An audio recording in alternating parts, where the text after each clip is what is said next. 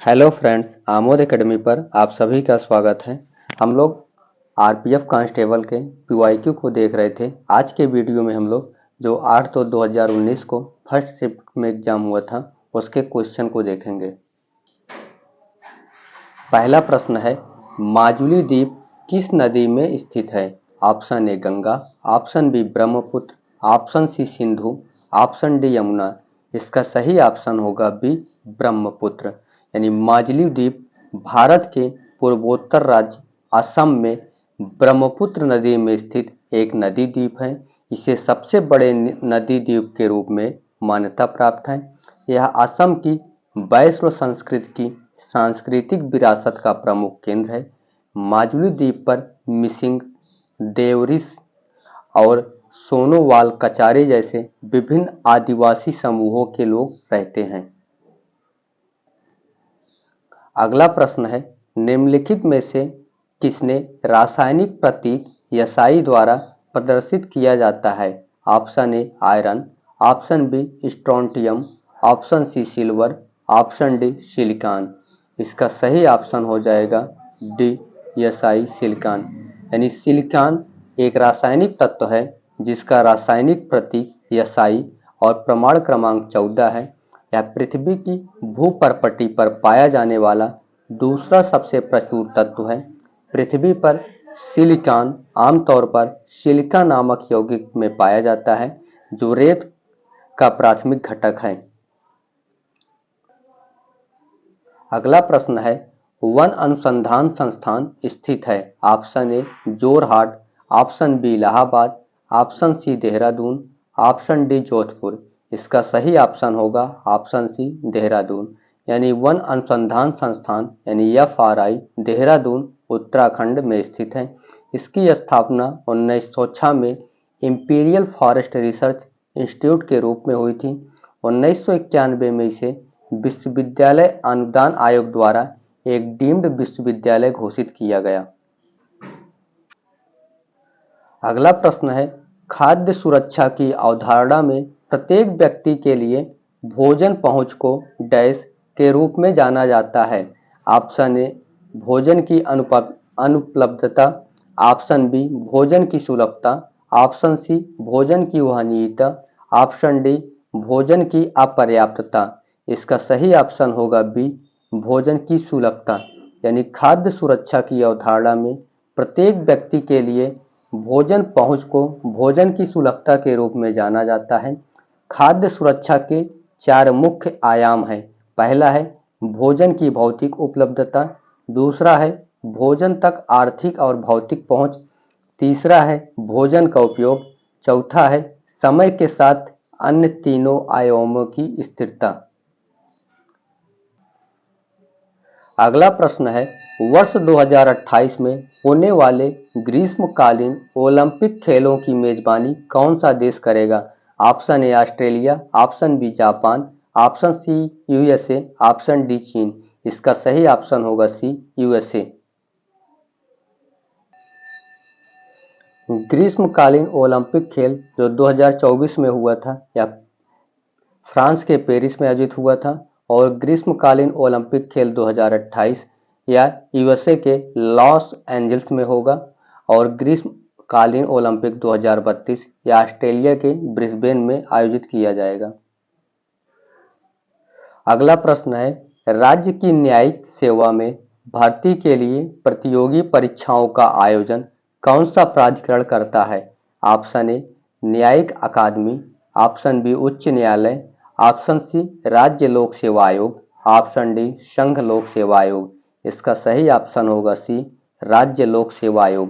यानी राज्य की न्यायिक सेवा में भर्ती के लिए प्रतियोगी परीक्षाओं का आयोजन राज्य लोक सेवा आयोग करता है। भारतीय संविधान के अनुच्छेद 315(1) के अनुसार संघ लोक सेवा आयोग के साथ साथ प्रत्येक राज्य में राज्य आधारित सरकारी, अर्ध सरकारी, न्यायिक एवं अन्य अधीनस्थ सेवाओं के आयोजन के लिए राज्य लोक सेवा आयोग की स्थापना का प्रावधान है। अगला प्रश्न है, टाइटन निम्नलिखित में से किस ग्रह का उपग्रह है? ऑप्शन ए अरुण ग्रह, ऑप्शन बी बृहस्पति ग्रह, ऑप्शन सी मंगल ग्रह, ऑप्शन डी शनि ग्रह। इसका सही ऑप्शन होगा डी शनि ग्रह। यानी टाइटन जो है शनि का चंद्रमा या उपग्रह है। टाइटन शनि का सबसे बड़ा उपग्रह है और बृहस्पति के उपग्रह गैनीमीड के बाद सौर मंडल में दूसरा सबसे बड़ा उपग्रह है। पृथ्वी के बाद टाइटन एक ऐसा खगोलीय पिंड है जिसका पृथ्वी जैसा स्वयं का सघन वायुमंडल है तथा उसकी सतह पर तरल स्थानों जैसे नहरों, झीलों और हाइड्रोकार्बन के समुद्र आदि के ठोस प्रमाण उपलब्ध हैं। अगला प्रश्न है, सूर्य से किसी ग्रह की दूरी बढ़ने पर कौन सा कारक बढ़ता है? ऑप्शन ए ग्रह का घनत्व, ऑप्शन बी ग्रह का तापमान, ऑप्शन सी ग्रह का आकार, ऑप्शन डी घूर्णन अंतराल। इसका सही ऑप्शन होगा डी घूर्णन अंतराल।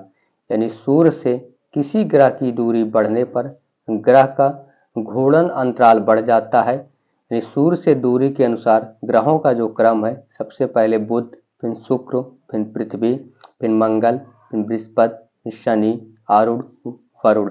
और आकार के अनुसार ग्रहों का क्रम बढ़ते क्रम में तो सबसे पहले बुध, फिर मंगल, फिर शुक्र, फिर पृथ्वी, फिर आरूढ़ यानी वरुण, फिर आरूढ़, फिर शनि, फिर बृहस्पति है। अगला प्रश्न है, महात्मा गांधी दक्षिण अफ्रीका से भारत कब लौटे? Option A 1915, option B 1920, option C 1916, option D 1912। इसका सही ऑप्शन होगा ए 1915। यानी महात्मा गांधी 9 जनवरी 1915 को दक्षिण अफ्रीका से भारत वापस आए। भारत के विकास में प्रवासी भारतीय समुदाय के योगदान को चिन्हित करने हेतु 9 जनवरी को प्रवासी भारतीय दिवस का आयोजन किया जाता है। गांधी ने दक्षिण अफ्रीका में 1893 से 1915 यानी 21 वर्षों के प्रवास के दौरान जन आंदोलन की एक नई पद्धति सत्याग्रह की शुरुआत की। अगला प्रश्न है, भारत के संविधान सभा में कितनी प्रमुख समितियां थीं? ऑप्शन ए 5 समितियां, ऑप्शन बी 8 समितियां, ऑप्शन सी 7 समितियां, ऑप्शन डी 6 समितियां। इसका सही ऑप्शन होगा बी 8 समितियां। भारत के संविधान सभा में 8 प्रमुख समितियां थीं। पहली थी संघ शक्ति समिति जिसके अध्यक्ष जवाहरलाल नेहरू थे। दूसरी थी संघीय संविधान समिति जिसके अध्यक्ष जवाहरलाल नेहरू थे। तीसरी थी प्रांतीय संविधान समिति जिसके अध्यक्ष सरदार वल्लभ भाई पटेल थे। चौथी थी प्रारूप समिति जिसके अध्यक्ष डॉक्टर भीमराव अंबेडकर थे। पांचवी थी मूल अधिकारों एवं अल्पसंख्यकों संबंधी परामर्श समिति, इसके अध्यक्ष सरदार वल्लभ भाई पटेल थे। छठी थी प्रक्रिया नियम समिति, इसके अध्यक्ष डॉक्टर राजेंद्र प्रसाद थे। सातवीं थी राज्यों के लिए समिति जिसके अध्यक्ष जवाहरलाल नेहरू थे। आठवीं थी संचालन समिति जिसके अध्यक्ष डॉक्टर राजेंद्र प्रसाद थे।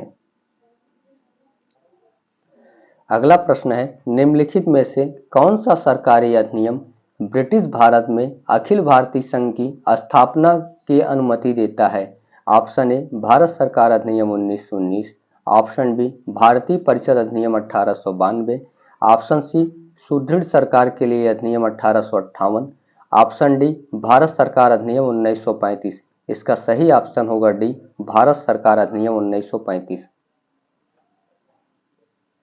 भारत सरकार अधिनियम 1935 ब्रिटिश भारत में अखिल भारतीय संघ की स्थापना की अनुमति देता है। भारत शासन अधिनियम 1935 की निम्न विशेषताएं, यानी भारत में सर्वप्रथम संघीय शासन प्रणाली की नींव रखी गई और प्रांतों में द्वैत शासन को समाप्त कर दिया गया तथा प्रांतीय स्वायत्तता का प्रावधान किया गया। इसके तहत 1937 में संघीय न्यायालय की स्थापना हुई और बर्मा यानी वर्तमान में म्यांमार को भारत से अलग कर दिया गया 1937 में। अगला प्रश्न है, निचली हिमालयी श्रृंखला और शिवालिक के बीच की अधोमुखी घाटियों को कहा जाता है? Option A kankar, option B Terai, option C karewa, option D Doon. इसका सही ऑप्शन होगा डी दून। यानी निचली हिमालय श्रृंखला और शिवालिक के बीच की अधोमुखी घाटियों को दून घाटी कहा जाता है। दून घाटी हिमालय की दो आंतरिक श्रेणियों के बीच स्थित है। यह सभी तरफ से पहाड़ी से घिरा हुआ है, जिसकी एक श्रृंखला पश्चिम से पूर्व यानी केंद्र में मसूरी में अर्धवृत्ताकार चाप में फैली हुई है और एक पोंटा साहिब से हरिद्वार तक दक्षिण में फैली हुई है। यह घाटी गंगा और यमुना नदी प्रणालियों के बीच एक विभाजन भी बनाती है। अगला प्रश्न है, रक्षाबंधन के रूप में निम्न में से किस त्योहार को जाना जाता है? Option A Sarhul, option B Teej, option C Raksha Bandhan, option D Onam. इसका सही ऑप्शन होगा सी रक्षाबंधन। रक्षाबंधन के रूप में रक्षाबंधन त्योहार को जाना जाता है। रक्षाबंधन भाई बहनों के बीच अटूट प्यार को दर्शाने के लिए मनाया जाता है। यह त्योहार प्रतिवर्ष श्रावण मास की पूर्णिमा तिथि को मनाया जाता है। अगला प्रश्न है, 66वां संविधान संशोधन अधिनियम किस वर्ष लागू हुआ? Option A 2009, option B 2011, option C 2010, option D 2001। इसका सही ऑप्शन होगा सी 2010। यानी 66वां संविधान संशोधन अधिनियम 1 अप्रैल 2010 को लागू हुआ। वर्ष 2002 में 66वें संवैधानिक संशोधन से शिक्षा के अधिकार को संविधान के भाग 3 में एक मौलिक अधिकार के तहत शामिल किया गया। इसे अनुच्छेद 21(1) के अंतर्गत शामिल किया गया। अनुच्छेद 21 के अनुसार राज्य 6 से 14 वर्ष तक की आयु के सभी बालकों के लिए निःशुल्क और अनिवार्य शिक्षा का उपबंध करेगा। इसने एक अनुवर्ती कानून शिक्षा के अधिकार अधिनियम 2009 का प्रावधान किया है। अगला प्रश्न है, काठियावाड़ प्रायद्वीप निम्न में से किस राज्य में पाया जाता है? Option A Paschim Bengal, option B Gujarat, option C Orissa, option D Tamil Nadu. इसका सही ऑप्शन होगा बी गुजरात। यानी काठियावाड़ प्रायद्वीप गुजरात राज्य के दक्षिणी पश्चिमी भाग में स्थित है। यह प्रायद्वीप उत्तर पश्चिम में कच्छ की खाड़ी और दक्षिण पूर्व में कैम्बे की खाड़ी से घिरा हुआ है। इस प्रदेश की दो प्रमुख नदियां भादर और सतरंजी हैं, जो क्रमशः पश्चिम और पूर्व की ओर बहती हैं। कैम्बे की खाड़ी पर स्थित भावनगर इस प्रदेश का मुख्य नगर और बंदरगाह है।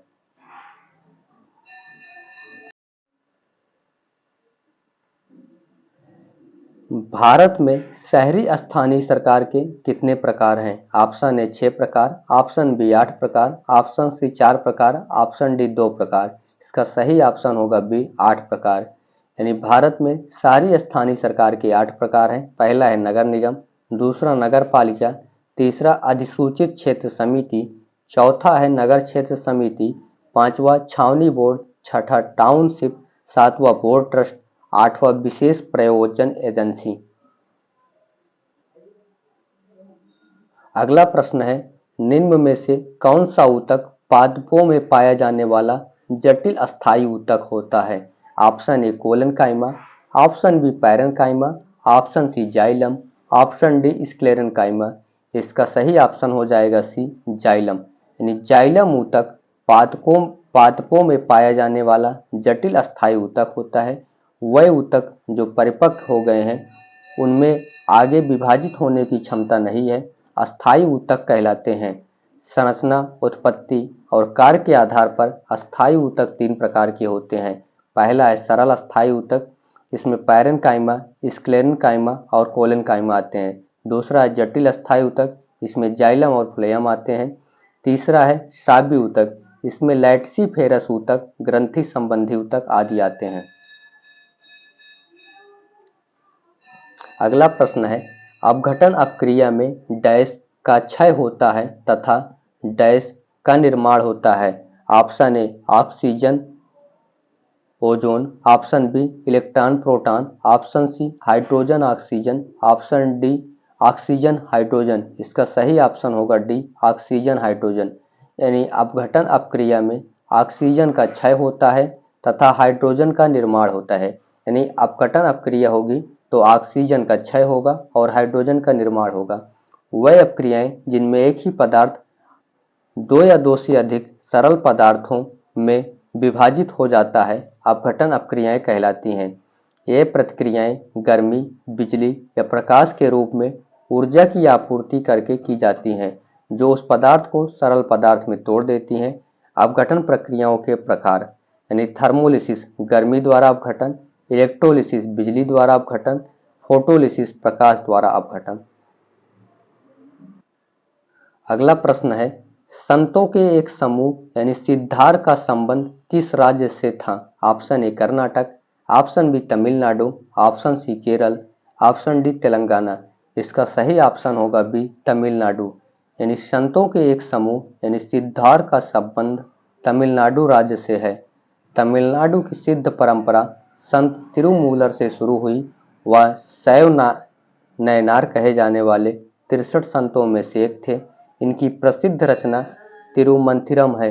सिद्धार परंपरा में से 18 सिद्ध संतों का एक उल्लेख है।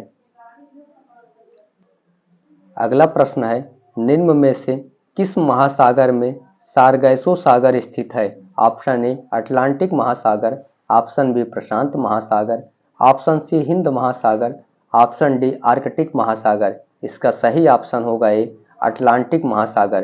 यानी उत्तरी अटलांटिक महासागर में 20 डिग्री से 40 डिग्री उत्तरी अक्षांशों तथा 35 डिग्री से 75 डिग्री पश्चिमी देशांतरों के मध्य चारों ओर प्रवाहित होने वाली जलधाराओं के मध्य स्थित शांत एवं स्थिर जल के क्षेत्र को सारगैसो सागर के नाम से जाना जाता है। इसमें भूरे रंग की सारगैसम शैवाल पाई जाती है, जिसके नाम पर ही इसका नाम सारगैसो सागर रखा गया।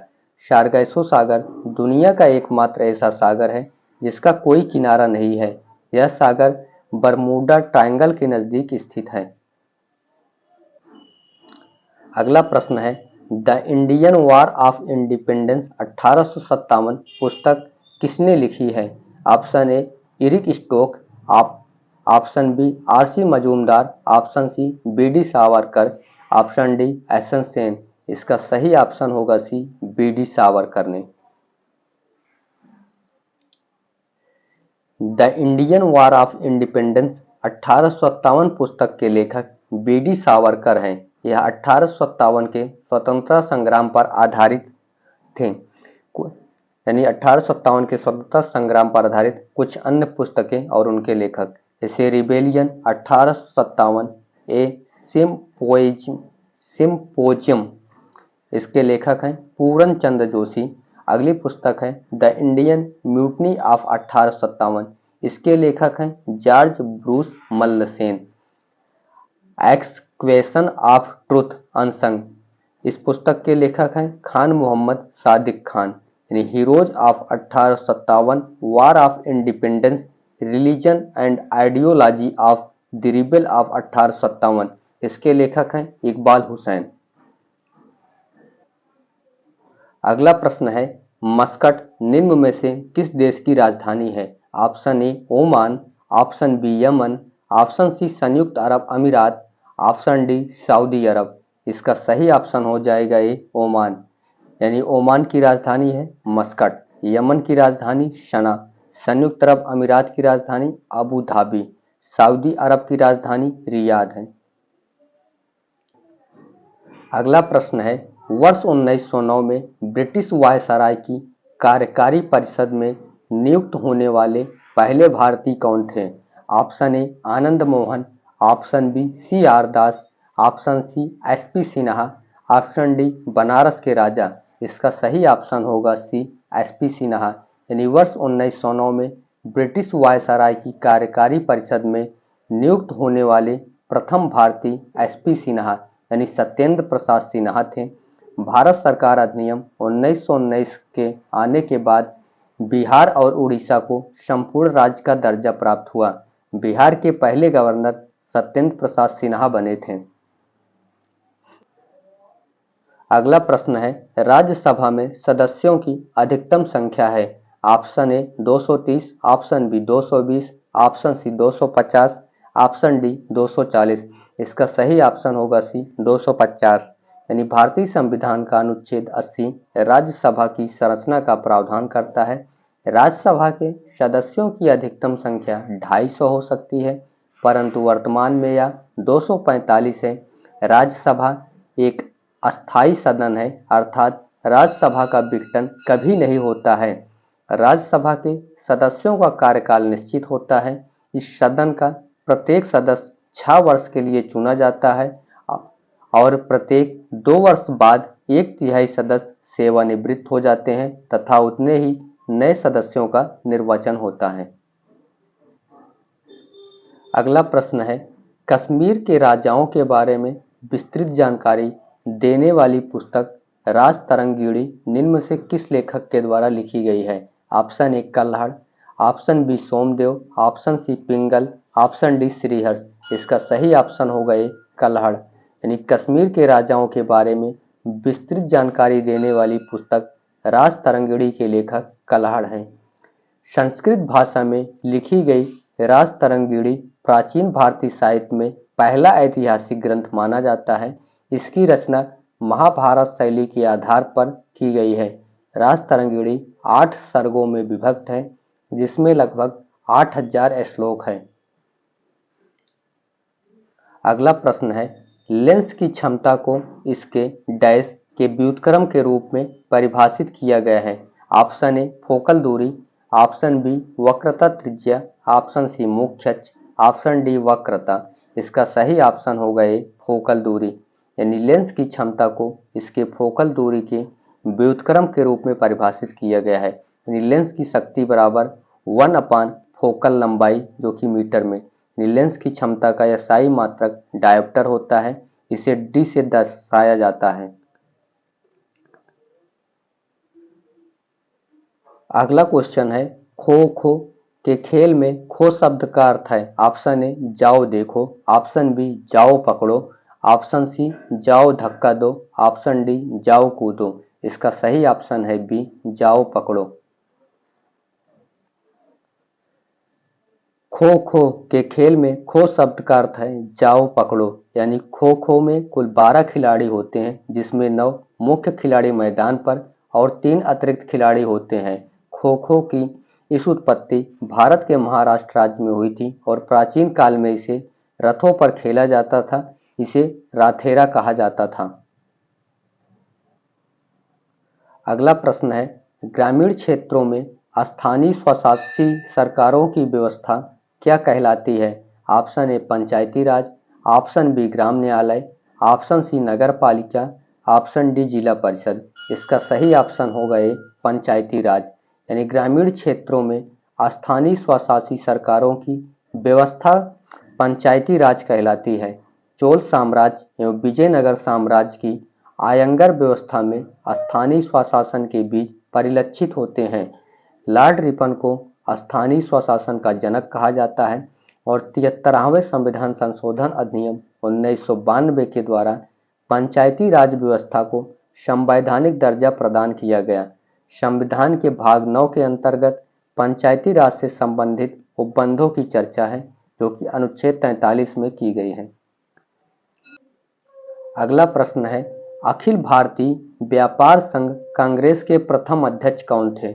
Option A Gopal Krishna Gokhale, option B Sardar Vallabh Bhai Patel, option C Lala Lajpat Rai, option D NM Joshi.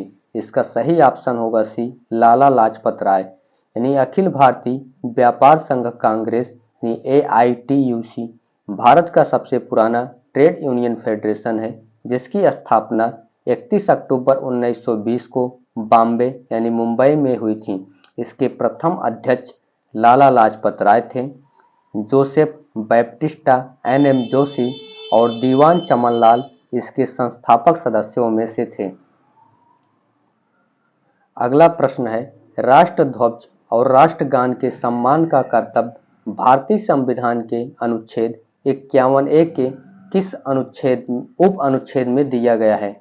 Option A अनुच्छेद 51AB, ऑप्शन बी अनुच्छेद 51AD में, ऑप्शन सी अनुच्छेद 51AC में, ऑप्शन डी अनुच्छेद 51AA में। इसका सही ऑप्शन होगा डी अनुच्छेद 51AA में। यानी राष्ट्रध्वज और राष्ट्रगान के सम्मान का कर्तव्य भारतीय संविधान के अनुच्छेद 51A के उप अनुच्छेद 51AA में दिया गया है। यह सरदार स्वर्ण सिंह समिति की अनुशंसा पर 42वें संविधान संशोधन 1976 द्वारा भारतीय संविधान में भाग 4 का जोड़ा गया और अनुच्छेद 51 का के अंतर्गत 10 मूल कर्तव्यों को जोड़ा गया, जो कि 66वें संविधान संशोधन 2002 के द्वारा एक और मूल कर्तव्य 11वां मूल कर्तव्य के रूप में जोड़ा गया। अगला प्रश्न है, ब्रिटिश मंत्रिमंडल की किस समिति द्वारा प्रस्तावित योजना के अनुसार संविधान सभा का गठन किया गया?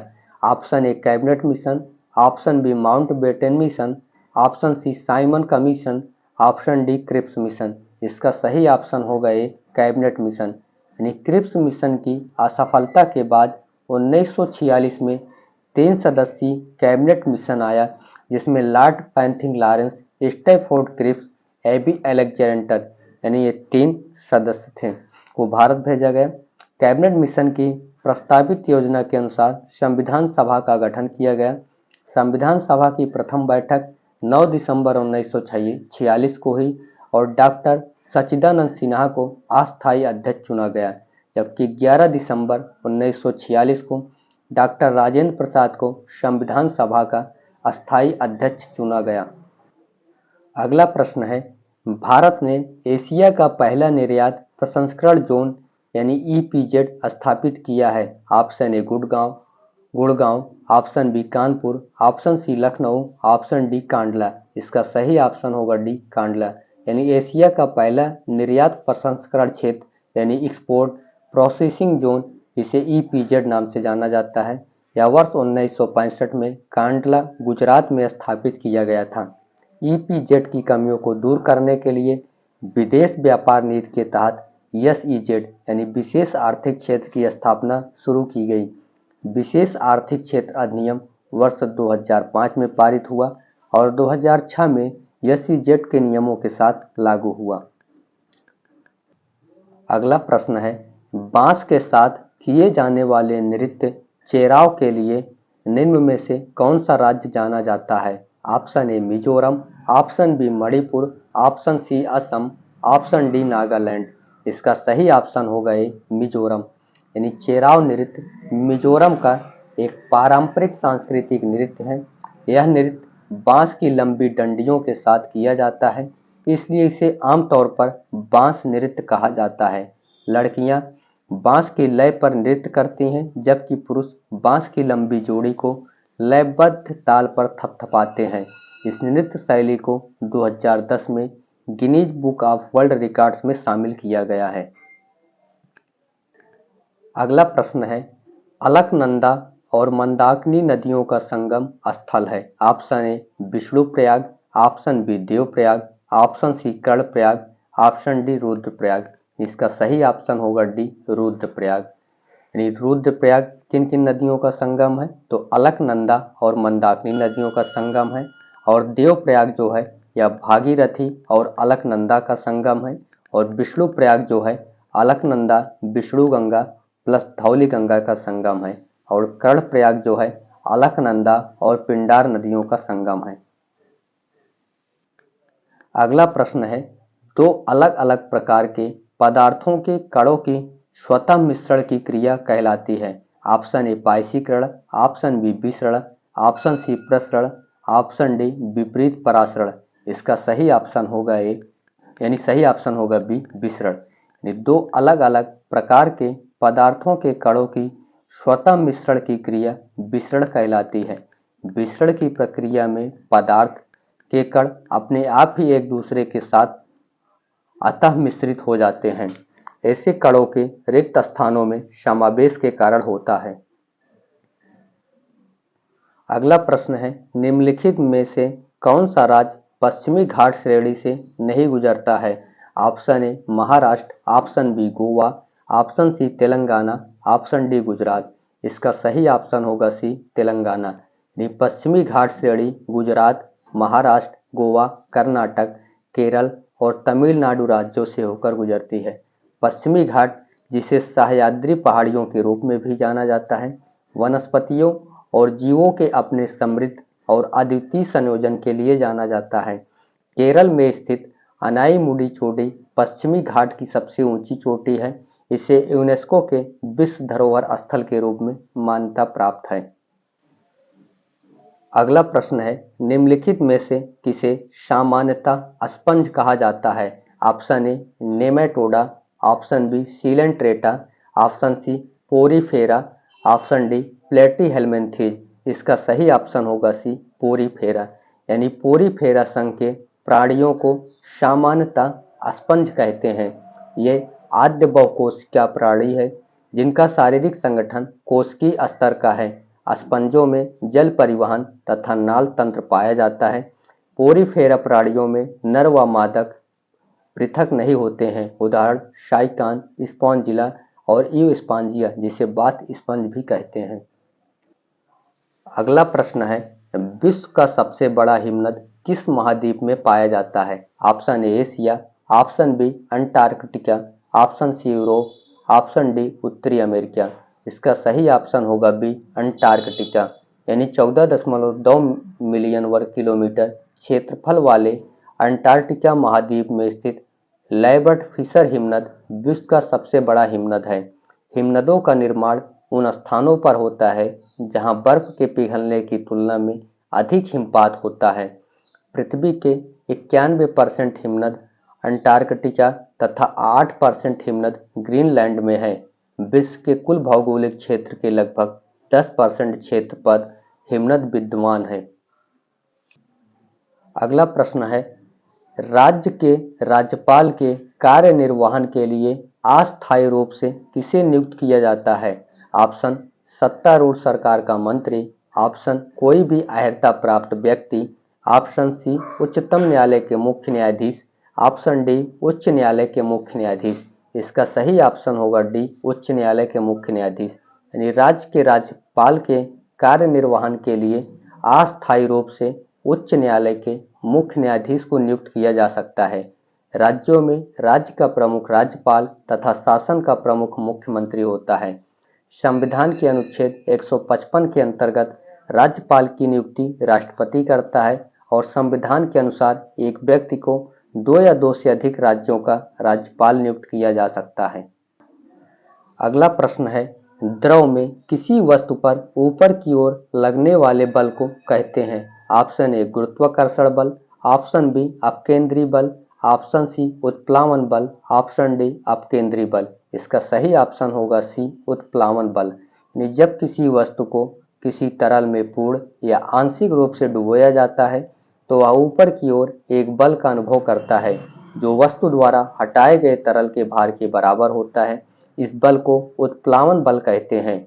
जिस द्रव में वस्तुओं को डुबोया जाता है उसके घनत्व से कम घनत्व की वस्तुएं द्रव के सतह पर तैरती हैं।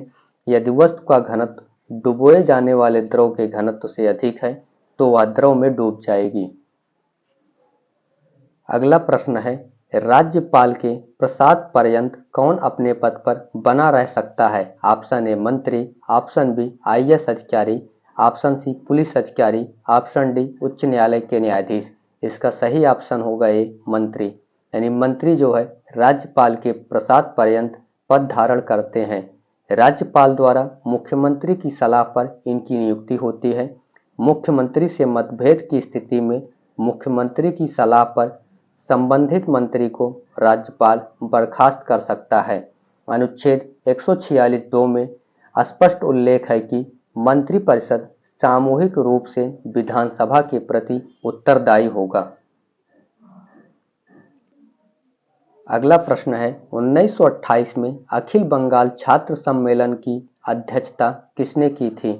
Option A Sardar Vallabh Bhai Patel, option B Jawaharlal Nehru, option C MK Gandhi, option D Subhash Chandra Bose. इसका सही ऑप्शन होगा B Jawaharlal Nehru.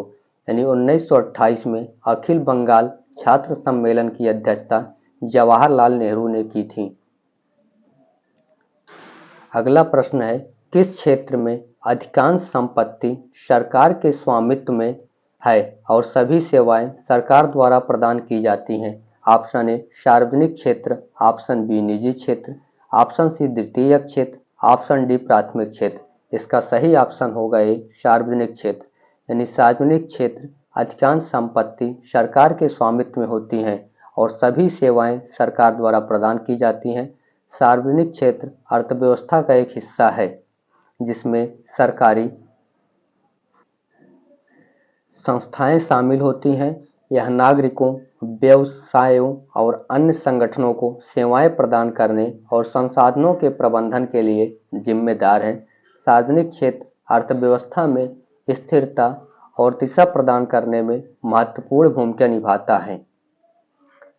Thanks for watching this lecture.